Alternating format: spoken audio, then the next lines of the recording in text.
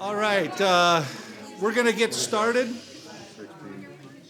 We have a very full house, which is awesome. So I'll try not to disappoint anybody. How this night's going to work, I'm going to talk for about 45, 50 minutes, and then you're going to be fed. You can ask any questions you'd like. I'll introduce a little bit of who I am and what I do. I am Kurt Cambier. I'm a certified financial planner, chartered financial consultant. This is my 31st year of being in business. I am a Gold Star member of the Better Business Bureau. Never had a complaint at either level, broker-dealer level, FINRA, State Insurance Commissioner, any of that type of stuff. So I have a very clean record. I've had the great pleasure the last couple of years through having my book being published, which The Future is Brighter Than You Think, which was it 2 or 3 weeks ago? I forget. Went #1 bestseller on Amazon. I do have another book coming out, but I may have a sequel to this book if I'm wrong. It'll be called Oops, The Future Wasn't Quite as Bright as I Thought. But I've had the opportunity to appear both remote and in studio on the Fox Business Network, and the Charles Payne with and others on the Fox program, and Jerry Willis. I was on her show. I've been on CNBC. I've been in CNBC out of Singapore, out of New York.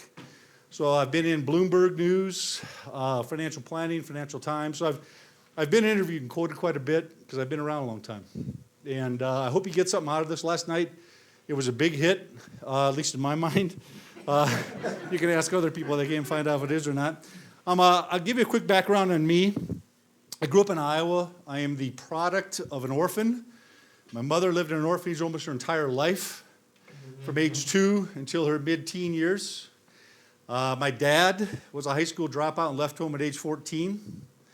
My mother, when she got out of the orphanage and out of high school, she went on to school to become a school teacher. She got polio. She overcame that. She married my father. She had 2 miscarriages, gave birth to 4 children, and ultimately died of breast cancer in her 30s when I was just a really little boy.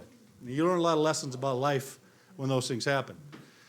My father became an independently successful businessman in the construction field. In fact, at one time, his company was the largest precast agricultural construction company in America. Farm crisis hit in the 1980s, and he went dead broke. And I came to Colorado after graduating from college with $10 in my pocket, well, $14 in my pocket, no job and no place to live. And here I am today. So I understand how hard all of you have worked. You can have an understanding what I've experienced in life has made me better at what I do, and maybe better and have more empathy for anyone else who experiences anything that I've experienced. And so I hope you get some stuff out of this tonight. I've had the pleasure this last October. I had the opportunity to speak at the Harvard Faculty Club, which is on the campus of Harvard University. It was an invitation through the Entrepreneurial Club of the Harvard Business School. In October of this year, I'm scheduled to be on a leadership conference at West Point. And I seriously, I know the book coming out, if I can find some time where I don't have to sleep. I already have the TV appearances set up. The book publishing business is a weird business. Then once they start promoting you, they set you up and get you to all. So I've got appearances set up in Chicago and LA and Phoenix and San Diego and Tucson and Albuquerque and Sacramento and Vegas. I just haven't written the book yet, so I got to figure out how to do that. Yes, sir. How are you going to find time for us? Yeah, that's a good question. It's a funny thing, but we find it. I have a great staff. I have 5 other partners, Centennial Capital Partners. We have some junior partners. This is 2 members of our staff here, Julia and Michelle. We have others. They do a great job, and one thing we've done over the last 31 years is we've become very systematized. We communicate better, I think, than anybody. We have a quarterly magazine that comes out.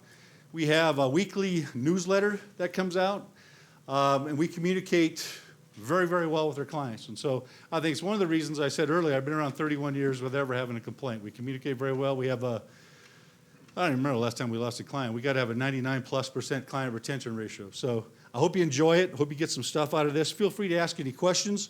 First, what we're going to talk about a little bit is there's all the disclosure stuff. And anything here tonight doesn't necessarily mean you run out and take action on stuff. There's a lot of research and things like that you need to do. But we're going to talk about a whole bunch of fun stuff. I am probably going to touch on politics a little bit. I'd appreciate everybody just keep your opinions to yourself. If I do go into politics at all, I promise I'll offend everybody equally. There's three things that are going to drive the economy right now. They're affecting the economy right now. They're China, their interest rates, and their oil. And China has decided to domesticate their economy. Now, what China originally had done back in 2010, they had a GDP growth of 10.6%. China's economy is about half the size of ours right now, but one day they will be bigger than us, and one day relatively soon. They have decided to change from being totally driven on exports to try to be more driven internally. And China, despite what people think, the people who are running the Chinese economics and Chinese government, most of these people have been educated at Wharton. They've been educated at University of Chicago, Harvard, Yale, so they know what they're doing, and they actually develop a 5-year plan, and they tend to stick to it. China will be a big factor. We anticipate that their GDP growth will stick around 6, in the mid-6s the next several years. The interesting thing about that is we're kind of stuck in a 2% GDP growth. We've just come out of the worst economic recovery out of a recession in U.S. history, and we're going to stay there for a while. We're going to be in the fog until we can get Washington to do some things. The entire recovery we've had so far has been driven on the shoulders of the Federal Reserve. Interest rate cycles are 40-year cycles. We go back 40 years. Remember the 1980s, early 80s, how high interest rates were? It takes 40 years for them to go all the way back down. It's going to take 40 years for them to go all the way back up. What the Federal Reserve did is they printed lots of cheap money, kept interest rates down so we can afford to pay our debt, number one, but two, that they could stimulate asset prices. Well, asset prices, the reason why there's huge disparities, just separation between the wealthy and the not so wealthy is simply because in that cycle, my Apple Watch is going off, it's bothering me. I got this from my millennials. I have 3 children, and I got the Apple Watch so that they couldn't afford to get one, so just so I could rub in their faces. So it's a little irritating when someone's calling you and you get your phone shut off, but that thing's vibrating. So anyway, I'm ADD anyway, so I may be all over the place tonight. By the way, I should talk about my 3 children.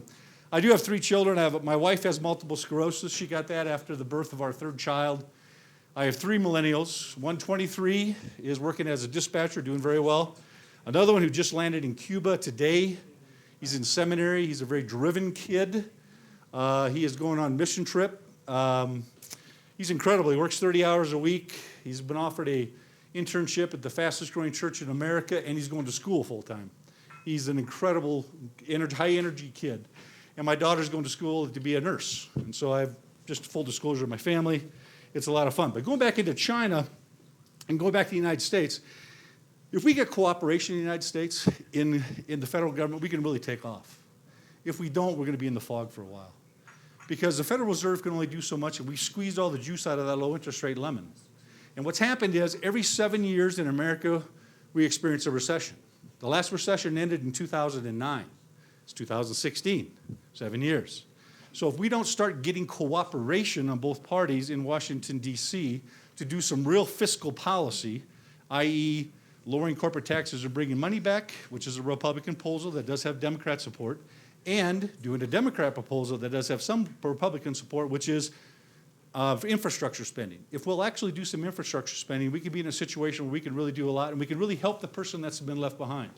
Because my next book is going to be called How to Move Out of the 99% into the 1%.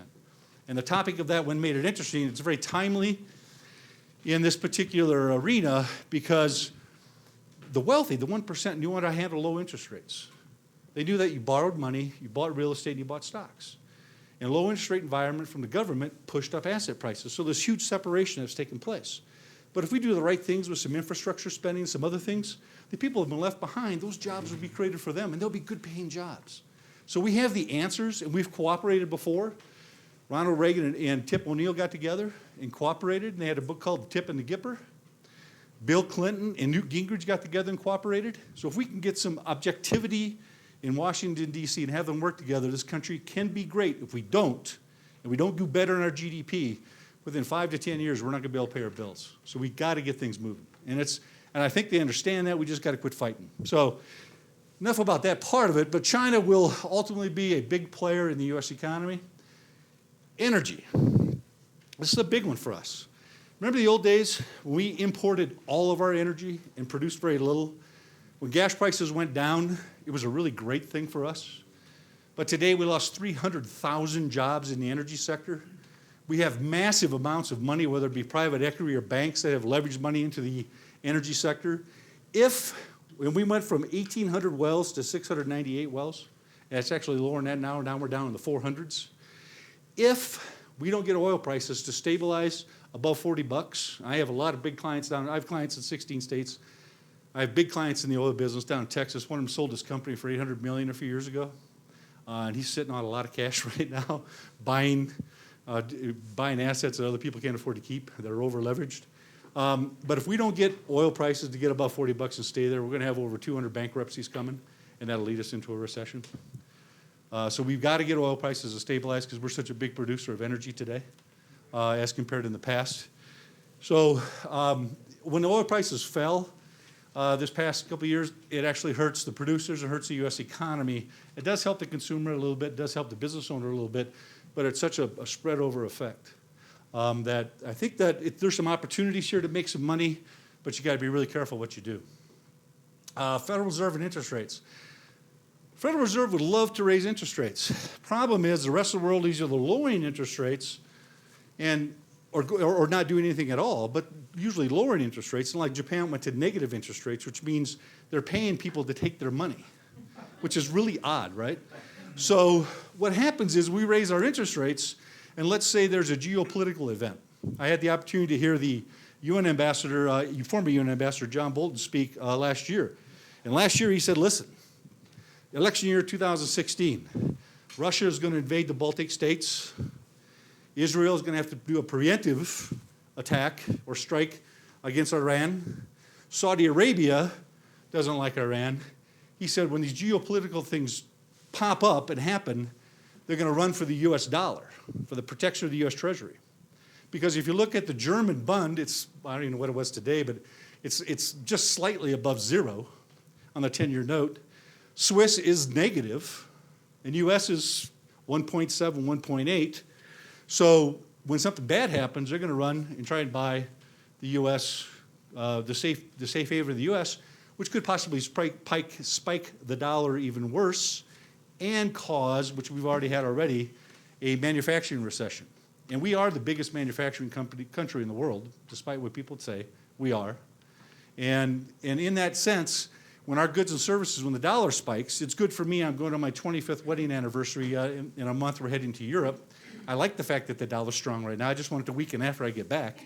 But if that happens, it makes our goods and services too expensive. So there's a lot of issues associated with why the Federal Reserve can't raise interest rates right now. From 1938 to 1958, interest rates were around 2.4, 2.5%, and they were there for 20 years. And we might be in that environment. So just kind of keep that in mind. I think money is going to be cheap for a long, long, long time. But when government does raise interest rates, why can they raise them? They can raise them if the economy is healthy enough. So if you look at past times when they raised interest rates, 1977, 86, 88, 99, 04, you can see what happened. For these are the time periods what interest rates went to, and some of them went pretty high, obviously in 77 all the way to 20%. We're not even close to having that happen. I mean, there's no way that's happening. I shouldn't say no, there's always a way. It's highly unlikely that's happening. But you can see what happened. The market's moved up. So if they do start raising interest rates, it's going to be in an environment where they feel fairly comfortable that the U.S. economy can handle the higher interest rates. And I don't think they're there yet. So I think that we may see it. And plus, it was very interesting. The retired Federal Reserve Board member out of Dallas, I can't think of his name right now. It's skipping me, gray-haired guy. He said, listen, they're not going to want to raise interest rates in an election year. He said, Yellen was appointed by Obama. He goes, two of my counterparts who are on the board, was on the board with, have Obama stickers on the back of their car. He goes, they're not supposed to be political, but trust me, they're not going to want to raise interest. They don't want to really affect the election. If they do it, they're going to do it very modestly. So if we do see a recession, it may be now coming. It may be after the election. I think whoever gets elected, no matter who they are, unless they can really do some things dynamically, and that's possible, they will inherit a mess and will inherit a recession. And it's both parties to blame. I'm not blaming any one party. It's just a lack of cooperation. Terrorism. I think about this going to Europe, actually. Terrorism in the Middle East. Now, terrorism doesn't really affect the economy. It's something we always think about because it's a very short-term effect. It's not a market fundamental. So when terrorism hits, the Middle East and North Africa had over 5,500 terrorist attacks in 2014. Europe had 290. North America had 21. And so it's something that does certainly affect the world. But even after 9/11, and by the way, I was supposed to be in the 80th floor of the second tower on 9/11, and I canceled the trip. I was supposed to be with Oppenheimer Funds at that time, many moons ago. And for some reason, I had already done the trip like 4 years earlier and got busy and just said I can't make it. So I guess maybe I'm lucky that I did that. But you remember the market crash? It closed for like 7 days. The market went way down. It actually made it all the way back to where it started before 9/11 by the end of the year. So terrorism can be an effect, but it's not a market fundamental, so don't let it scare you out of your investments. Election year in the stock market. All presidential election years, the market is up an average of 7.4%. Incumbent party wins. That means the party who has control of Congress wins and stays in control. Markets generally up 14.6%. The incumbent party loses their positions, market goes down 4.4. If the Democrat wins the White House, it goes up 4.2. The Republican wins the White House, it goes up 10.3. The best number of all is if there's gridlock, that's when markets do the best. If it's all Republican, all Democrat, they tend to do the worst because what happens is there tends to be too much change. And markets like to project forward and know what the business environment will be, not what it isn't. If we look at, this is why I think the future is brighter than everyone thinks. We're going to go through that in a little bit. Any time period throughout history that we've had in a long extended time period of a flat market, the last one, really the previous to this last one was 2000 to 2012 when the market was flat. Here we had 66 to 82 where the Dow, S&P basically opened up and closed at the same spot. And we did that essentially with some volatility, of course, right here. But every single time afterwards, markets have taken off. We have the opportunity to take off. And I'll explain why. Many people are misreading many of the things that could really drive the market if we get our act together, which is a big if. So what's the problems with the positives are we have a strengthening labor market. We have a plow horse economy. What I mean by that is we're plugging along. We're not overly exciting, but we're not falling into negative territory either. Consumers are increased consumer spending. European stimulus, we all know that Europe's about 5 years behind us. They are doing their own form of quantitative easing, their own form of easing interest rates. And inflation is stable, and inflation is going to stay stable for a long time.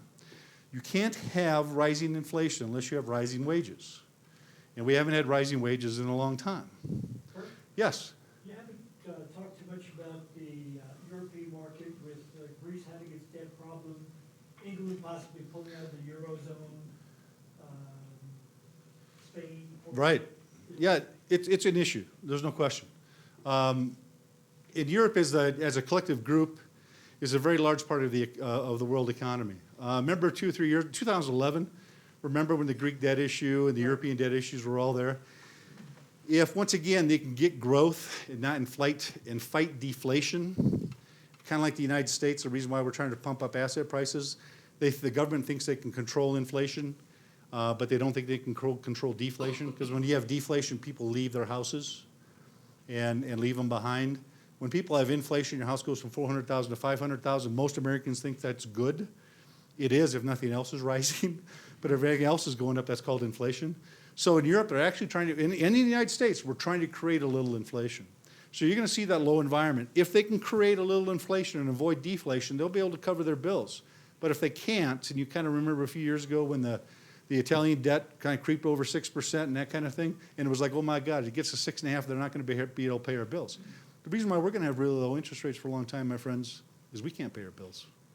I mean, as Bill Gross once said, the one-time bond king, was with PIMCO, now he's with Janus. He said, we're out Greeking the Greeks. So things have to come under control. We can't continue to go where we're going. So that you're exactly right. Cautions, stocks are kind of expensive right now. If you look at what's called a forward PE, forward PE stocks are trading around 17 and some change. Should be around maybe 15 and a half, 16. You could make an argument low interest rates, you could have a higher normal PE ratio. And PE is the price you pay for every dollar of earnings, a multiple on that stock. And what happened is, though, for 5 straight quarters now, we've had declining top-line revenue and we've had declining profits. So what happens is companies then are getting their new estimates of what they're going to do in the following quarter, and they're all lower. So that number's not really that good of an indicator when you have a declining revenue base. I have a cousin who works for the railroad. He sent me an article. The big railroads, two biggest railroads, are furloughing over 4,500 people each in America. I have a friend that owns a large trucking company, and he said his trucking activity has been down now for 5 straight months. We are starting to slow down. Why? 7 years, all the kinds of things that normally would happen. But if you take stocks and you look what's called a trailing PE and you look backwards at a trailing PE, which means you look at where revenues and profits were and where they're priced now, which in a declining environment is what you should do, stocks come in at about a 23. And they should be somewhere around 15 to 17. So the stocks are probably a little overvalued at the present time. Political environment is an issue. It certainly is entertaining. But I always tell people, it'd be neat to see Bernie Sanders and Donald Trump get the 2 nominations just because Saturday Night Live would be so more interesting. And the Muppet show you could make out of that. Could you see the Muppet characters you could make? I mean, holy cow. So political environment is a caution. Negatives, global economic slowdown, Federal Reserve rate increases, emerging market issues. Here's the emerging market issues. The emerging market has borrowed a lot of money from private equity firms and from banks in the United States, but they have to pay us back in dollars. So when our dollar goes up, those emerging markets are going to have a harder time paying us back because it costs a lot more money. So they're struggling with a lot of their debt issues in the emerging markets. Strong dollar, believe it or not, is an issue. Low oil prices, when you either are number 1 or number 2 in the world in oil production, is a bit of a problem. And I can tell you there's a lot of turmoil. One of my relatives is one of the top execs with a major defense company, and they're doing a ton of business with Middle Eastern countries right now just because they're all concerned about what's going on over there. So you've got terrorism and other black swan events that we can't. A black swan event is something you really can't predict. A really smart person said something to me once. He said, Kurt, you know what? Finding the answers is the easy thing. Knowing what the questions are is the hard thing. And it's what we don't know that will hurt us. So that's really something to keep in mind. It's a very wise bit of news. We're going to kind of bump from the economics of things and go to the book and why I do think, after saying all those negative things, why I do think the future is truly brighter than we all think. Number 1, if you have your cell phones, please shut them off. If you have an Apple Watch, just take it off, I guess. If you have any questions, please feel free to ask them. Here's the disclosures, and once again, that are on the important to understand. And here is bear market cycles and subsequent bull market cycles. This is from JP Morgan Asset Management. Markets go up an average of 176%, and they do it for an average of 68 months. We've gone up 207%, and this is all post-World War II, by the way, post-1945. We've gone up 207%, and we've done it for 74 months. So we're long in the tooth, both places. Markets correct when they correct in a recessionary period, a negative 35%, and it lasts usually for 14 months. The time from bottom to top, when you go from the peak back down to go back up, the time for recovery is usually 2.2 years. So if you look at a lot of factors, we're really getting closer, probably getting closer, in my opinion, to one of these than we are one of these again. Now, if we can get 20 or 30% off the market, kind of reset the table, we'll have an opportunity to go this way again and make a lot of money. Remember, you make most of your money in the early stages of a recovery. We're in the late stages of a recovery, returns are going to be thin.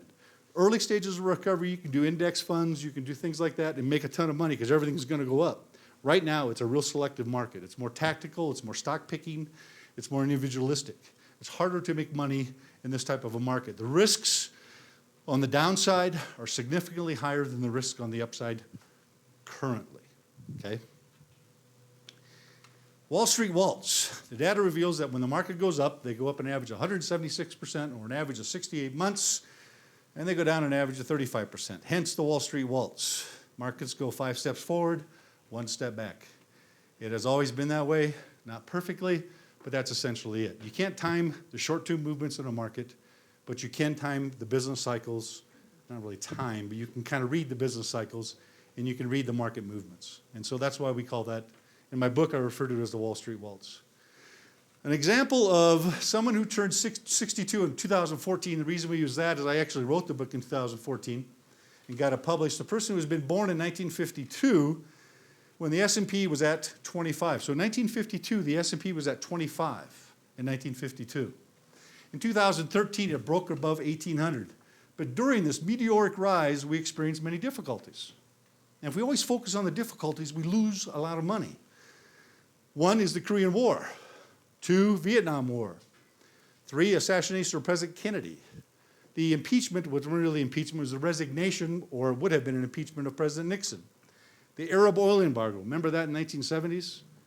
That was a tough deal. The farm crisis, I grew up in Iowa. I remember the farm crisis. My dad's business in 1979 did over $7 million in revenue. 1980 did 800,000. That was a farm crisis. We were in the farm construction business. Same as the loans collapse. We remember that in Colorado, Silverado. Remember that? The RTC had to come in and buy up all the commercial real estate. It was called the Commercial Real Estate Depression. We've had that cycle. We had 9/11, kind of talked about that briefly, and certainly the tech bubble collapse, and the recent housing and credit bubble collapse of 2008. Yet, it went from 25 to 1,800. There's an old statement, old saying that says, market declines are temporary, market advances are permanent. Go back through time, look at all the negative things, and you can see that. This is a really fun thing to do if you get really bored, or if you're a total nerd like me. You can go back and look at old Time magazine covers. 1974, September 9, 1974. The cover said, "Seeking relief from the massive migraine," and it read like this.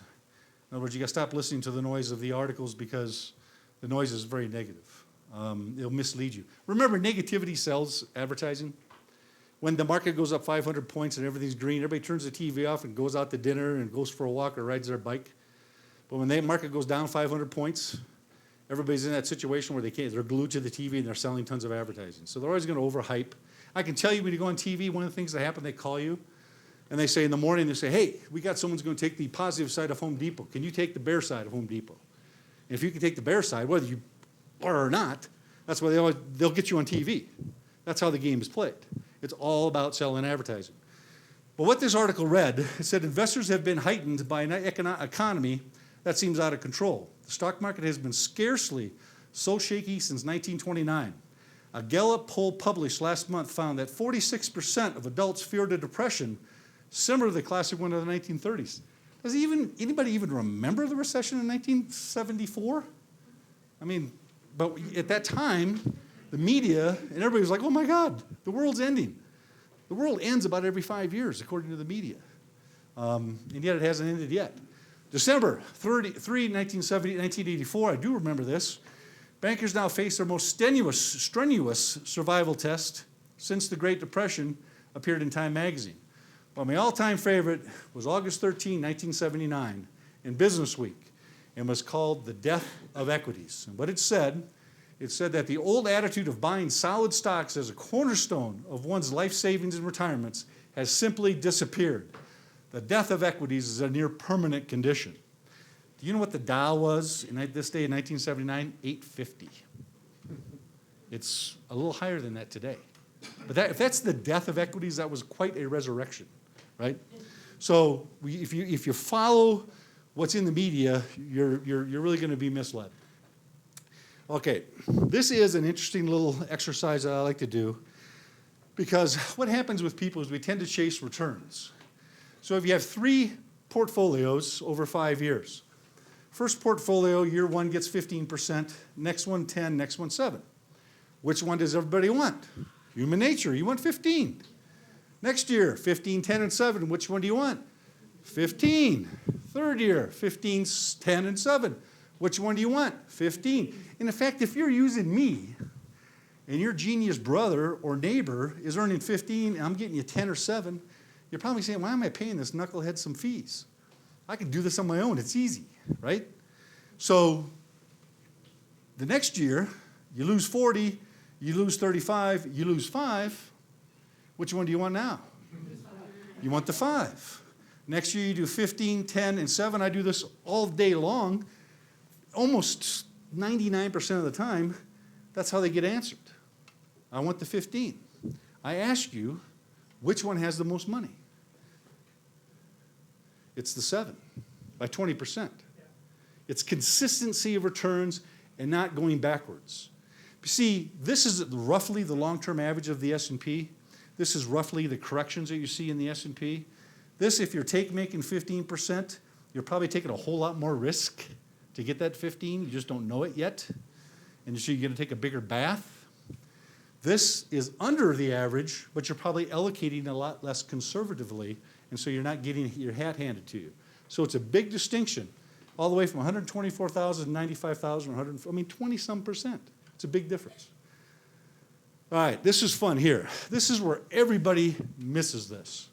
I actually heard, I was in California at a media thing, and there was a guy that has a radio show, and he always has Harry Dent on. There's 50,000 people listen to his show every week, and the guy's a knucklehead. But that's, once again, it's all about promotion. And he's talking about Harry Dent.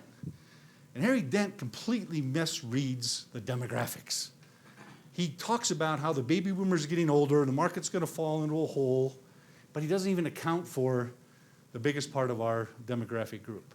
I mean, I read his reports. He doesn't even, he mislabels the demographic groups. He doesn't even put them in the right categories. So, World War II generation, 43 million. The baby boomers, 46 to 64, 78 million. Generation X, 65 to 83, 45 million. But the biggest one of all is Generation Y, the millennials, 80 million. All these young guys out there in college from 1984 plus are known as the millennials to 2002. The baby boomers' babies are bigger than the baby boomers. Now let's look at something interesting. This research actually came from a guy named Mark Zinder. Mark Zinder was the former senior vice president of communications with Franklin Templeton Funds. In fact, he was a personal spokesman for Sir John Templeton in the late years of his life. And Sir John Templeton is known as one of the greatest market minds that ever existed. And what he did, he brings people down into categories. 0 to 25 are learners. 25 to, you don't know what you're going to do yet, but you're trying to figure out your education. 25 to 35, you're a yearner. You want stuff, but you don't have any money yet. 35 to 65, you become an earner. You start making more money, investing more money, really affecting the economy. And then 65 plus, you become a burner. Pretty easy to remember. Let's do something once. 1946. Let's add 35 to 1946. So that first group of baby boomers turned 35 at 35 years, it was 1981. The 1980s to the 1990s were the greatest bull market in U.S. history. 1956, the baby boomers were a bell curve. Peaked in 1956 and dropped off the map in 1964. Okay? Really affected the economy. You start doing the math with the earners, you can see they were buying houses, they were investing money, they were buying, just added up into the 80s and 90s, and you can see how big of an effect the baby boomers had on the economy. Now I want you to do something a little different. The millennials, they aren't buying houses right now. They will, but they're not buying houses right now. They're going to get married later. They're going to have kids later. They're into experiences, and they love the old technology. So take 1984, add 25 into millennials, what do you get? You get 2009, the bottom of the last bear market. And what has really taken off that didn't exist pre-2009? Netflix, Apple, for the most part, Twitter, Facebook, Snap, all these things. That's what the millennials have already done. And they're not even making any money yet. The first group of millennials turned to the earner package in 2019, the first wave. I think the 2020s are going to be known as the roaring 20s because of the millennials. Because the millennials will start buying houses. They're not going to buy a 5,000 square foot house. They're going to buy a smaller house that's smaller together with the porches on the front, not decks in the back. They're going to buy where there's a community center, kind of like Five Parks up here, where they've got a downtown coffee shop and a bar and grill and a big pool and a community. That's what they want. They want that sense of community. And they'll do that. And it's really going to affect the economy. It's going to be significant. And the difference between the millennials and the baby boomers, it's a flat curve. It's not a bell curve. It's a flat line. It's pretty much the same every year. So it's going to be a longer, continuous effect that will be coming from the millennials. So one little question that everybody gets wrong is who has the biggest aging baby booming populations? Who do you think has the biggest aging baby booming population? I'm going to pick on somebody if you don't say something. Well, I would say Generation Y, just because it's the largest population. It's not a bad answer. And we're all aging, so I guess it depends on how old and what the aging. Right, that's actually a very good answer. Well, the number one is the United States as a country, and that essentially is the baby boomers. That's number one, okay? Two, because we're using the word aging. Two is Europe. Three is Japan. Now, here's where someone says China's got to be in there somewhere. Because China's big, but China's young. They get it all wrong. I'm telling you, they get it all wrong. China had that 5, 4, 3, 2, 1 baby. Now they're going back to 2. Do the math. Though 2 times a bigger number, 1 times a bigger number, they're very young. They're in their early 20s overall. They're going to impact the economy for the world for a long, long time. It's going to be fabulous. They're really going to, so will India. India isn't even on the charts yet. The emerging world's going to be huge. The fourth one's the United States, and there it is, the Y, millennials. As an aging group, they're older than the other big population groups around the world. That's to our advantage. The reason why Europe is going to stink, they don't have any kids. Their populations are like this. That's why they have these debt issues you talked about earlier. They can't afford all the social programs. They can't. They can't afford them. The United States can. Japan's got the same problem. Japan's debt to GDP is 240%. I mean, it's ridiculous. They have huge problems. So where's the growth? In the past 100 years, 2/3 of the world's growth has come from 18% of the world's population. Japan, Europe, the United States. In the next 50 years, 2/3 of the world's growth is going to come from 85% of the world's population. That's mainly the vast emerging world. Asia, parts of South America, parts of Africa, parts of the Middle East, India, all those places are going to, and guess what? Because of this, we're going to be doing really, really well. Because you've got to have that workforce, that populated workforce. And our economy might get surpassed by by China one of these days, and it will within 5 to 10 years on GDP growth. But our standard of living will still be higher than anybody else around the world. So the future is certainly brighter than you think because the demographics are not against us, they're in our favor. Emotional impact of clients on investing. I love this chart that I'm about to show you because when you go to these little, by the way, if you go to a lot of these seminars, buy you a free dinner and that kind of stuff, they're trying to sell you some overpriced piece of crap annuity. This isn't one of those seminars. Truly, I mean, and there's a new rule that came into effect today. Actually, it was actually brought down today. Will become in effect in about a year, and it's called the fiduciary rule. And I'm a CFP, so I've had a fiduciary standard for a long time now.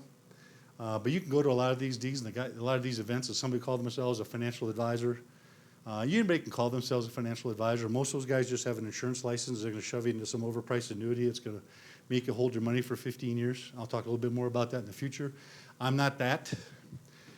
What this is a real investment seminar to give you some ideas of how you can control risk and how you can protect your money and grow your money.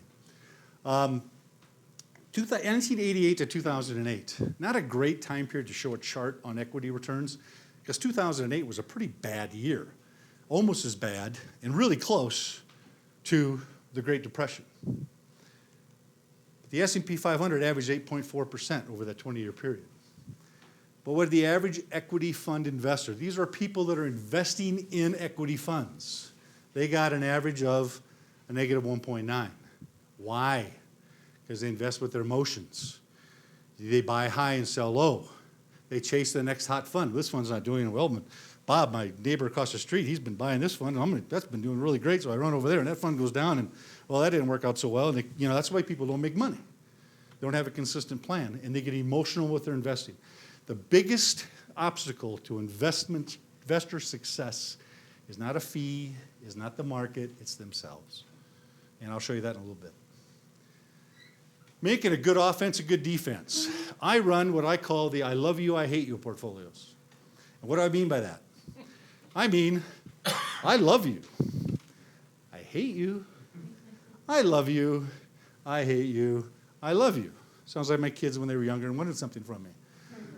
But if you can make a good defense a good offense, you can overlap your portfolios. So at any one time when you hate this portfolio, you might love this portfolio. Anytime you might love this portfolio, you'll hate this portfolio, so on and so forth.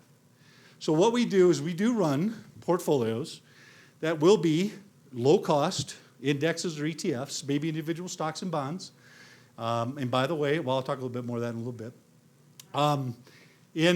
And that is that low fee, low drag, because when you come out of a bottom of a market like 2009 and you roll hard into equities, market goes like this, and you own a bunch of index funds or ETFs or low cost stuff, you're going to make a lot of money. But markets don't always go up. So all if you're doing is index investing, it's like being in a car going through the mountains with no steering wheel, no brakes. It's kind of like a roller coaster. You come out of that bottom of the roller coaster, you're like, woohoo, this is fun. You get over the top, you're like, oh, it's not so much fun. So what you have to do is you have to have a defensive part of your portfolio. So if you understand that, for instance, the S&P 500 from 2000 to 2014, $1 million invested in the S&P 500 with all of its gyrations up and down, grew to about 1.8 million. Our defensive style grew from 1 million to 2.8 million because it didn't lose. And remember that previous chart, that 777? What we're trying to do? What's it we're trying to do? I don't know. 2 years ago, I was being introduced on Fox Business Network as the unapologetic bull. That's how they introduced me. And here I'm telling you, I'm pretty bearish right now. And so you got to take that to heart, because we are certainly, I don't know when, 12 months, 24 months, 28 months, we're certainly going to have a recession. It's coming. I don't know how big. I don't know how deep. I have an idea. I think it's the high dollar.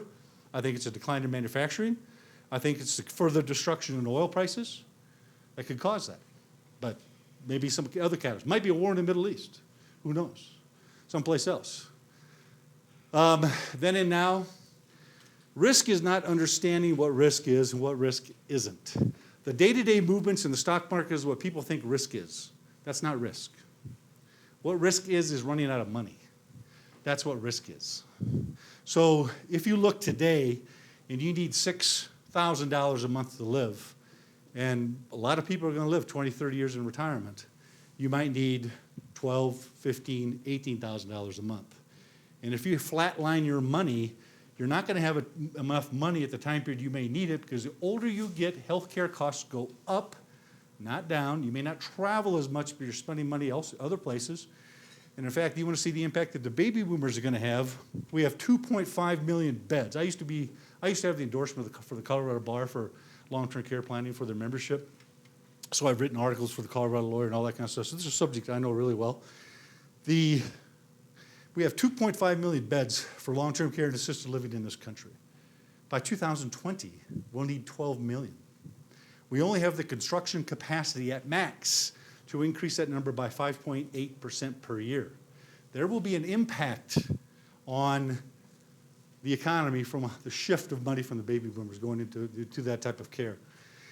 1952, if you look at the prices, gallon of milk was 96 cents, loaf of bread 16 cents, new homes 16,000, gallon of gas 20 cents. 2014, we all know what those numbers look like. They're a lot higher. If you're too conservative with your money, we call that a process of going broke slowly. And that's a bad thing to have. So understand what risk is and what risk isn't. Understand how market cycles work and how market cycles don't work. And I always say that knowledge is power. Be informed. The information's out there. Let's see what we're doing here. That's not very good. There we go. Is that where we're at? Mm-hmm. Yep. Well, she designed this, by the way, so that's why she said, uh-huh. That's Michelle. She put this together. And she really did a fabulous job. If it was still me, it was me. This is how technologically savvy I am. It would be one of those overheads with the little printed things. You know what I mean? I was at a meeting in Charleston, South Carolina. A very bright guy, the keynote speaker, 200 people in the room. And there were some big dogs in that room. Howard Stern had his top person there. And I was by far the biggest PN. It was a book publishing deal. The guy gets up and speaks. He consults American businesses. This guy makes $30 million a year. He has companies that pay him $600,000 just to have him on retainer. He gets up there with an overhead and his slides. He goes, I've been using these for all these times, and I'm not changing. So it was a fairly interesting individual. Keeping what you have. Biggest threat is not the market. The biggest threat is not cost of living. The biggest threat to your wealth is going to be taxation. Okay? We have a problem. The problem we have is baby boomers. I'm born in 1960. I'm still a baby boomer. I'm a bit more of the baby side of the baby boomers, but I'm still a baby boomer. The millennials aren't going to want to pay our tab, folks. And our tab is huge. And it's getting bigger every day.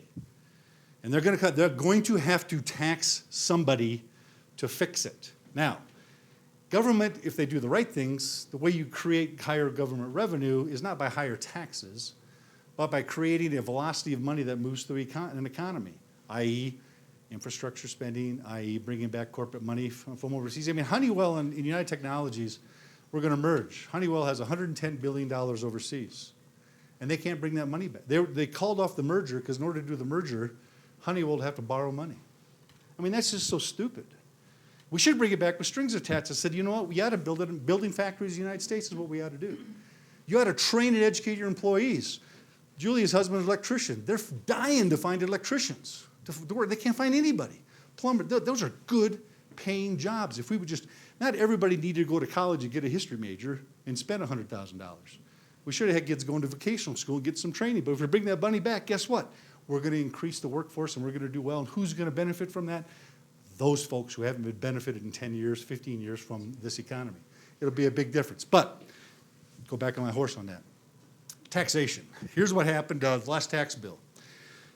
We all know about IRAs.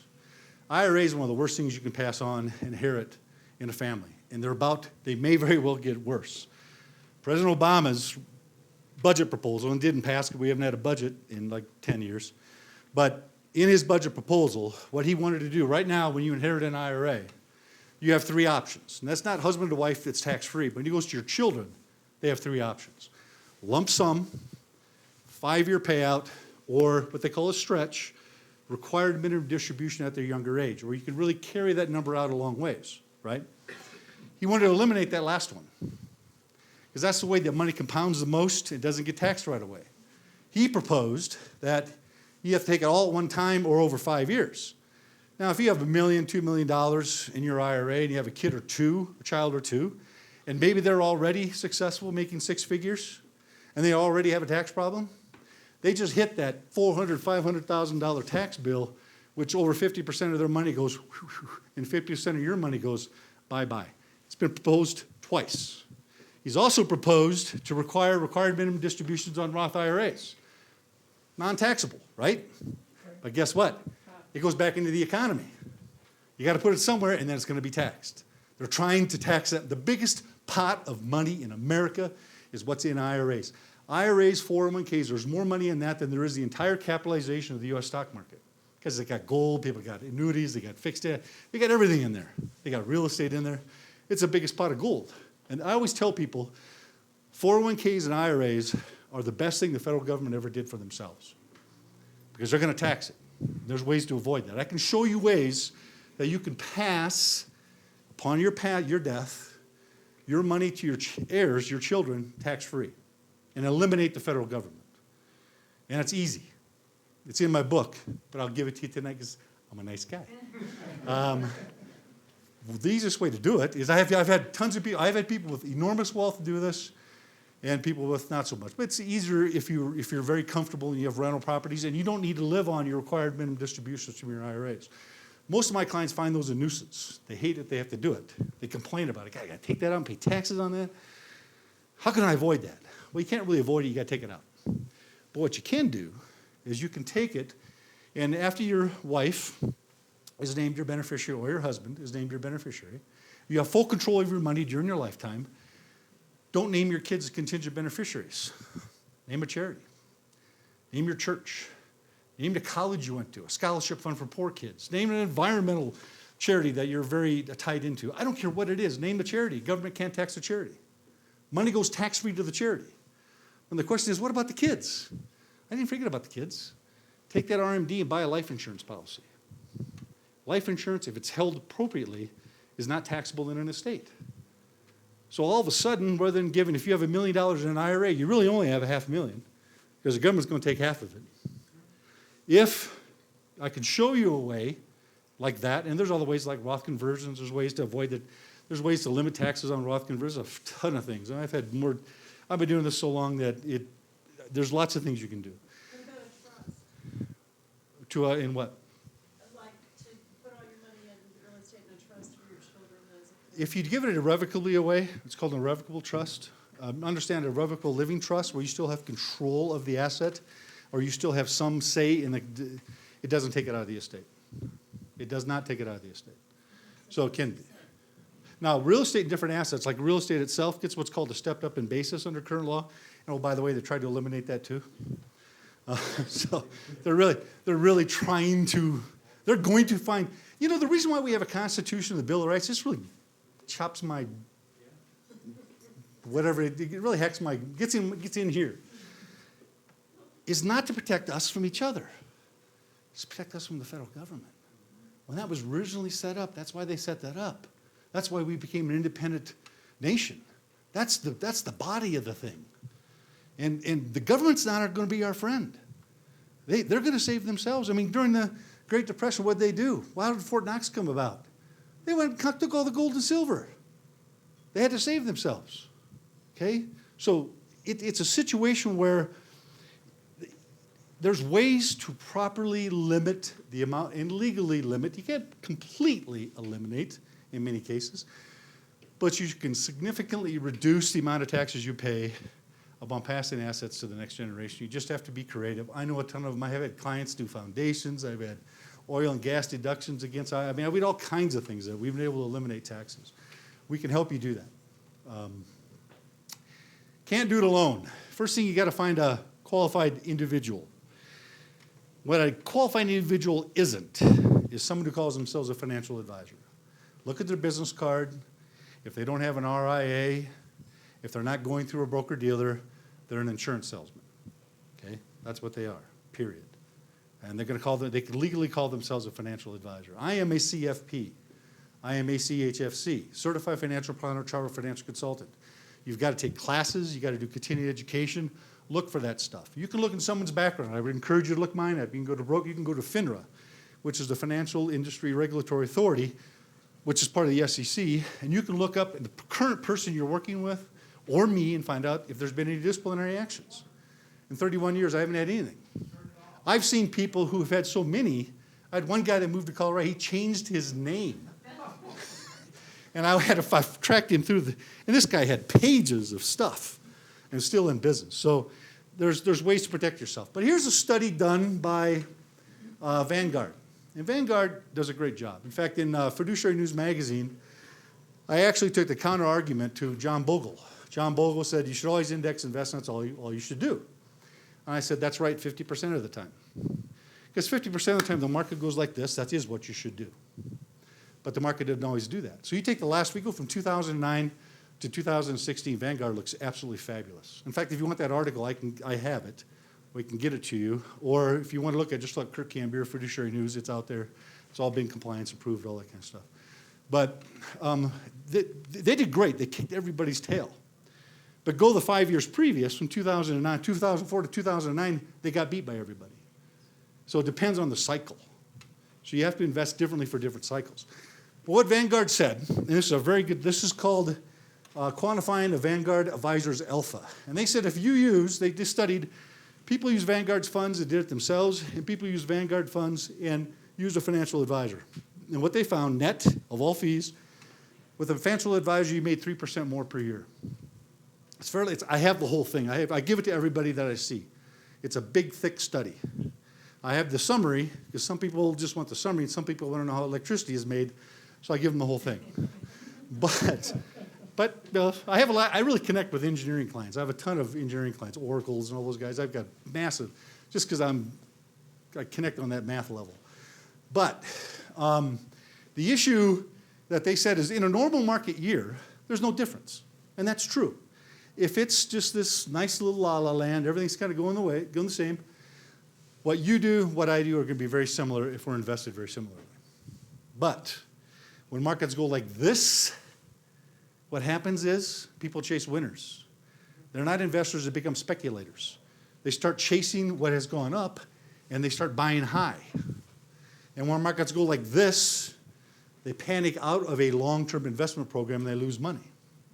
So that's the difference, is it's 3% a year. Big thing here is how you control low-cost index portfolios. Makes about a 0.45 of a difference in a portfolio. Asset location. I also talk about that in this book.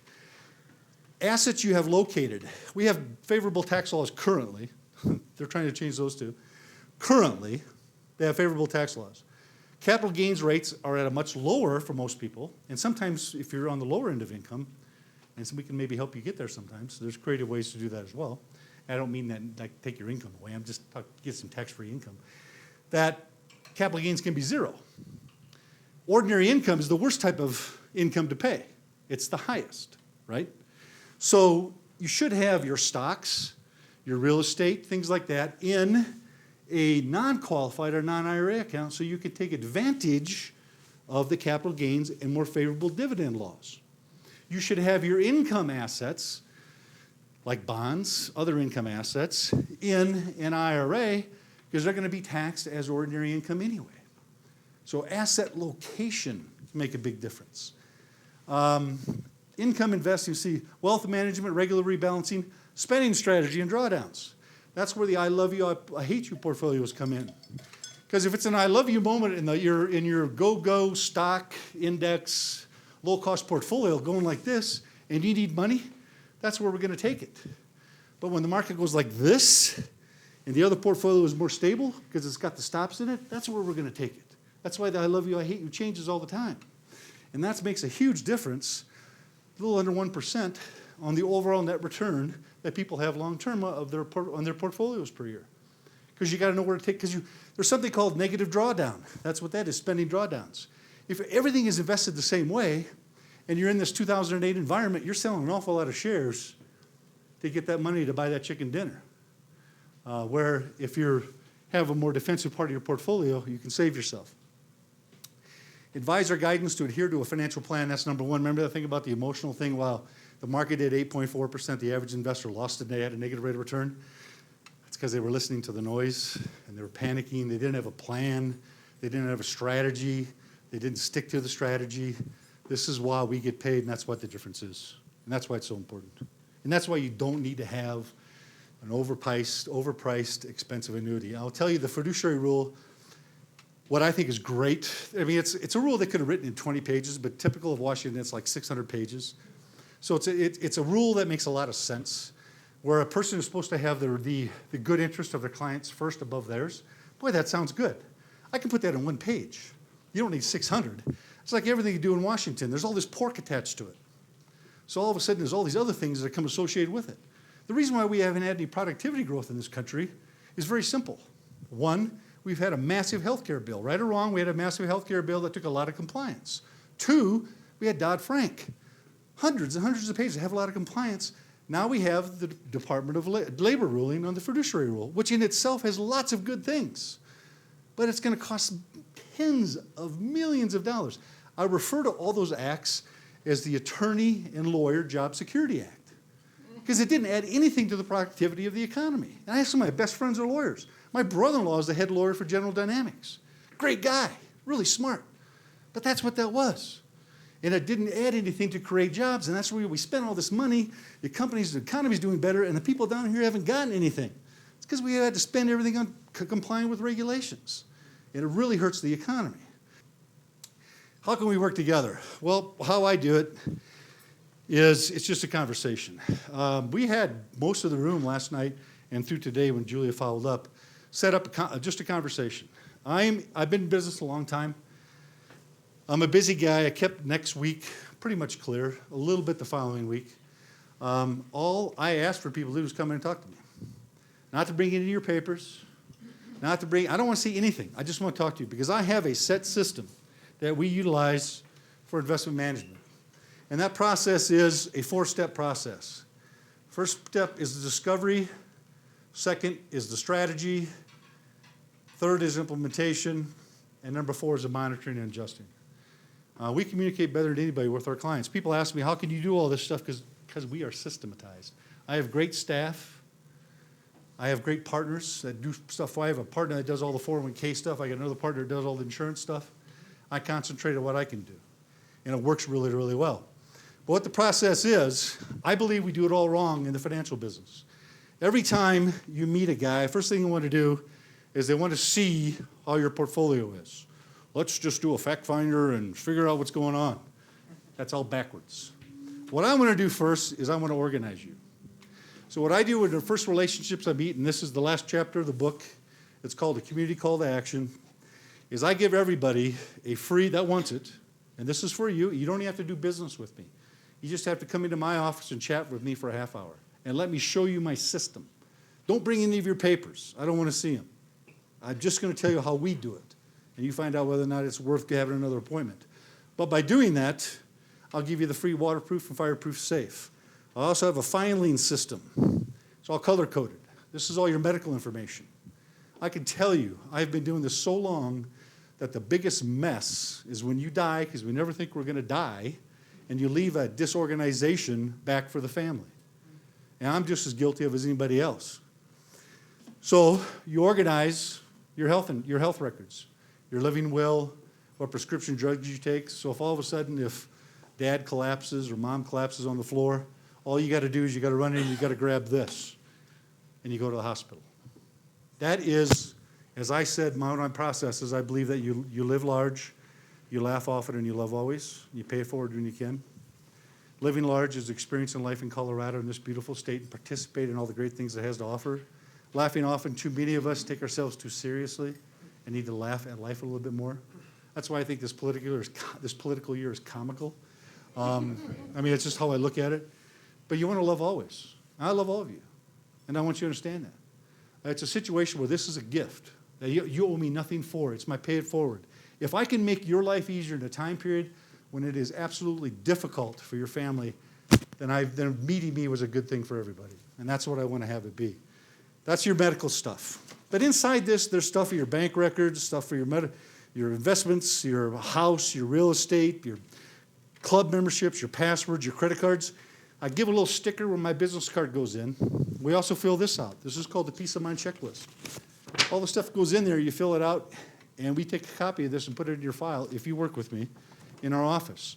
So if something happens really bad, we know who you want to have contacted.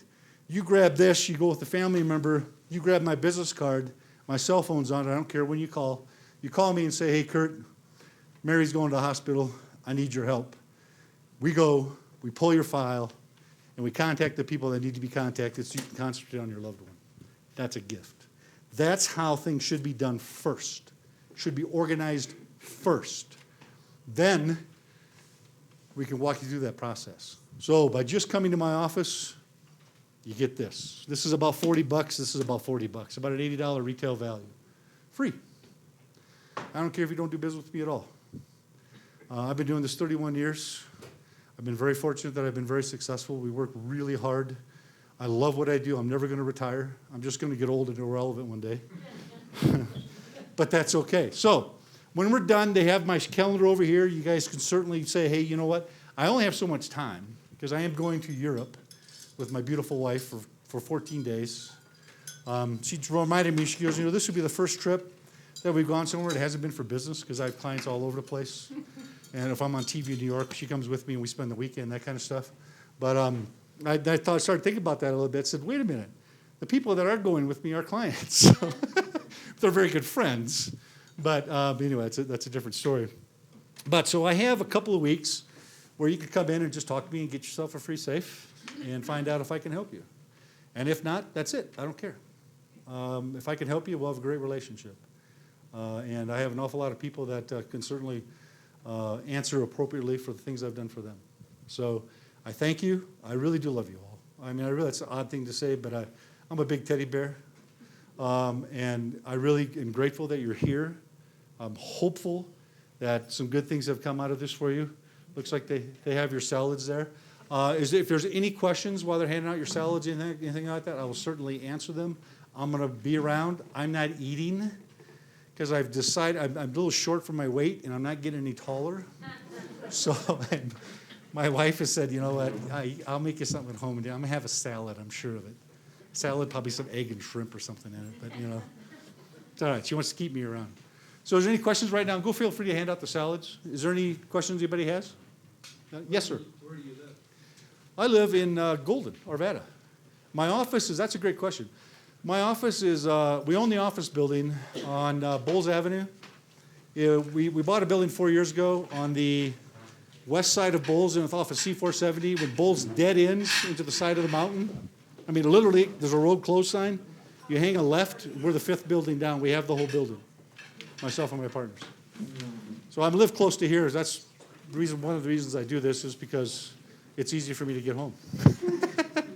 Any other questions? How do you feel about the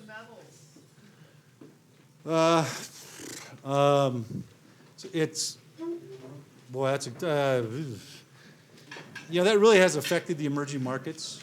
I'm not a gold bug. I think you hold a little bit of gold maybe if the world goes into full destruction. A little bit of silver maybe, but maybe no more than a few percentage points of your overall assets. So what about uranium?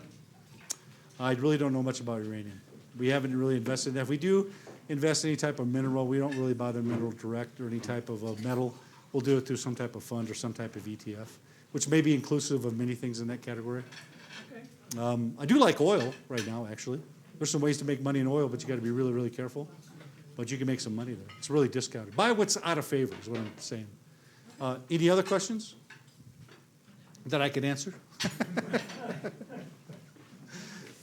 Thank you. Who's taller? You were Willis. Well, Willis who? Oh, Jerry Willis. I'm taller. She's actually really nice. They warned me a little bit when I was on there. They said, you know, only talk to Jerry when you go out there if she wants to talk to you. Because, you know, she can be a little, she was super nice. I'll tell you, the people that were the nicest was Charles Payne. I was supposed to, they flew to New York, they're going to have me on for 10 minutes. When my plane landed on LaGuardia and it was late, and I'm driving to the Fox Studios, to the green room, they call me and say they want you on for the whole hour. So I went from being on 10 minutes to being on for the whole hour, and that was the nicest group of people. And they had a lot of fun. They actually made it a lot of fun. That was great. It's kind of funny, after I got on the Jerry Willis show, I got on CNBC out of Singapore, and I wasn't supposed to be on there either. And what happened was Elon Musk from Tesla canceled. And you have public relations firms that you work with that get you on these TV spots. And the guy, when I got done with the Jerry Willis show, walks out and he says, "What do you know about oil prices?" And I said, well, I told him what I knew. He goes, "You want to be on TV, to be interviewed out of Singapore in 5 minutes? We can just walk across to One Rockefeller Center and you can be on TV." So I went from the Jerry Willis show to CNBC and didn't even know I was going to be on TV. So I had to wing it a little bit. But that's kind of how that game works. It's fun. Yes, sir. What do you charge? It's usually 1% of the asset. If the assets are significantly large, it's less. How much was large? It just depends. Some large, my largest client is a net worth of over 80 million. My average client's around $1 million, $1.2 million, I think it is right now. So in those categories, when you get above $1 million, we start discounting it. And depending upon the work, if it's relatively simple, we can even discount it before that. Any other questions? Well, thank you very, yes? That's an unusual one. What do you think about investing in U.S. fashion? In U.S. what? Fashion. Fashion? Fashion companies, people that manufacture. Wow. Haven't really thought about it. I could say it's probably an area that I don't know specifically a lot about. I guess it would be more under the retail side of things. My sister actually has her own clothing line. And, it's an up and down kind of business. Her company is known as Just Righty Nighty. It's an internet company where they make just righty nighties for women. And her thing is that they don't fit comfortably, so they can custom make them. So, I mean, and that's really seasonal. And that's a tough business because it goes out of fads real quick. You can have some of the millennial type stuff be very popular one day and the next day. So I probably tend to, yeah, I tend to probably stay away from that because it's probably too much risk really than most people I work with would want to take.